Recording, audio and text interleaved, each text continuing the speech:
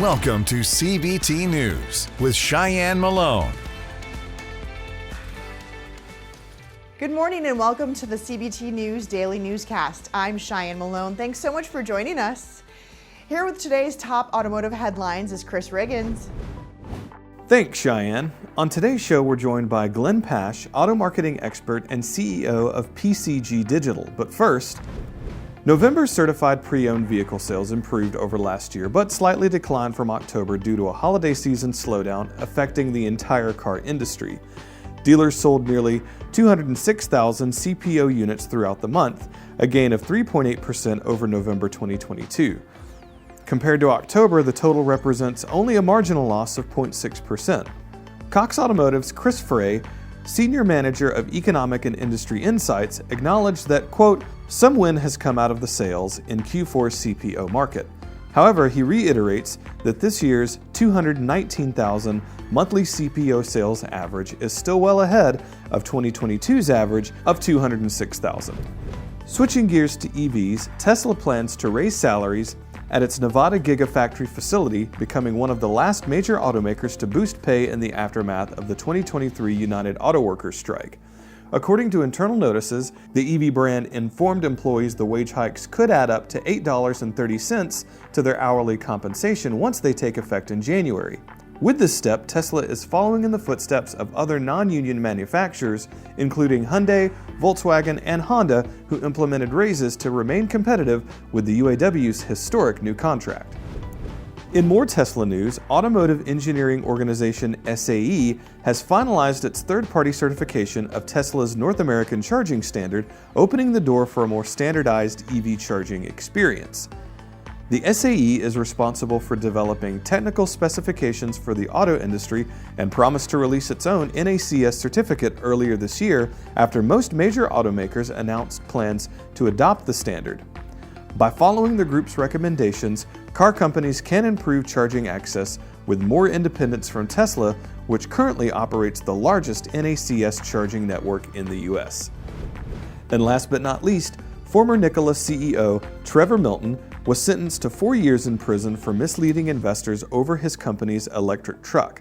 Prosecutors accused Milton of spreading multiple lies about the Nikola 1 battery-powered semi-truck, telling investors the vehicle used proprietary batteries when they were actually purchased from a supplier, and promoting a functional prototype that was actually inoperable.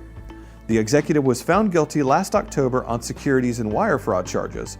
Although the ex-CEO argued he did not intend to hurt anyone in court, the sentencing judge told Milton, quote, the law does not grant a pass for good intentions, end quote. Don't go anywhere. Coming up next is Glenn Pash, CEO of PCG Digital, to discuss the current landscape of automotive marketing. We'll be right back.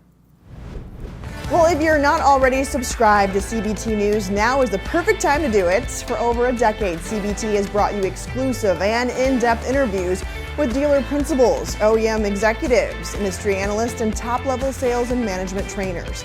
Join the thousands of automotive professionals that rely on CBT News for the insights that drive profits and maximize the bottom line. Subscribe today.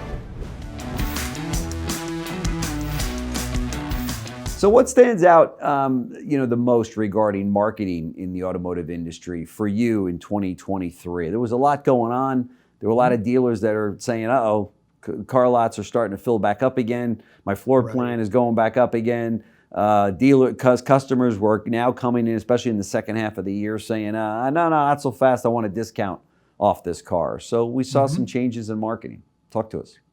Yeah, and I think all those points that you just touched on are very valid and in some ways unsettling for dealers because previously, because inventory was so limited, marketing costs could be cut back because if you had the car, people were coming in and they were paying. And so a lot of things changed, you could say, for the good, for the bad. It was just that the rules changed. So, even sales skills right now, people are saying, oh, we all got rusty because, as long as you had it, someone would come in and buy it.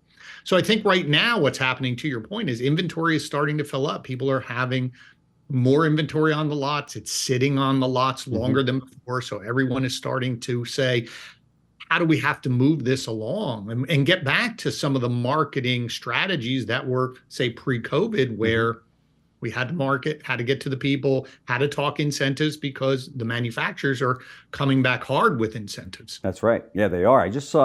I passed the dealership a little while ago, and it said 0% for 60 months. So they are starting to realize, and I shouldn't say starting, they've been realizing that interest rates had a pretty big impact on car sales in the last year or more. And they got to address this, and obviously that's a subvented program by a manufacturer. But that's a word that the dealers got to get out, and the manufacturer 0% for 60 months is pretty good, right?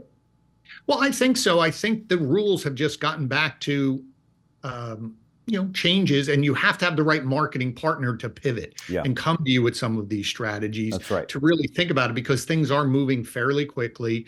You need to have someone who can help you get that right message out to the right people.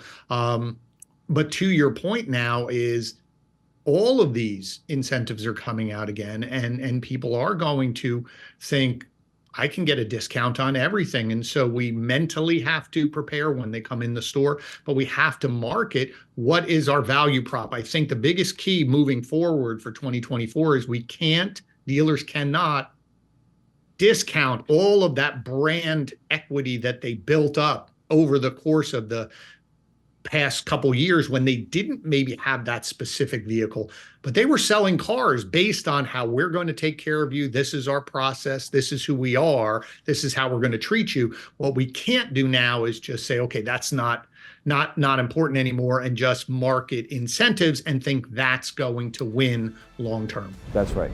Well, that does it for our show today, but we do invite you right back here tomorrow morning on CBTnews.com. And remember, you can stay up to date with the most recent news and trends influencing the retail automotive industry by following us on TikTok, LinkedIn, Facebook, and X, formerly known as Twitter. I'm Shyann Malone. On behalf of all of us at CBT News, see you next time. CBT News, your #1 resource for auto industry news and content.